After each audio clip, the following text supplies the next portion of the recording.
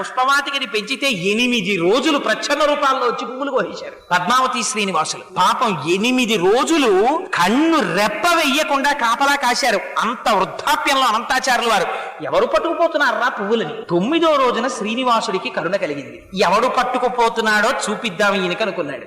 రాజదంపతుల వేషాల్లో వచ్చారు పద్మావతి శ్రీనివాసులు. వచ్చి ఆయన చక్కగా కనపడ్డ పువ్వుల్లా కోసేస్తున్నాడు, ఆవిడ సిగలో పెట్టేస్తున్నాడు. ఆవిడ చక్కగా పువ్వులన్నీ పెట్టించుకుంటోంది. చూశారు అనంతాచార్యుల వారికి కడుపు మండిపోయింది. ఎవర్రా వీళ్ళిద్దరూ నేను పెంచిన పూల చెట్ల పువ్వులు కోసేస్తున్నారని. స్వామి ఆ అనంతాచార్యులు వారు ఆగ్రహంతో పరిగెత్తుకొచ్చారు.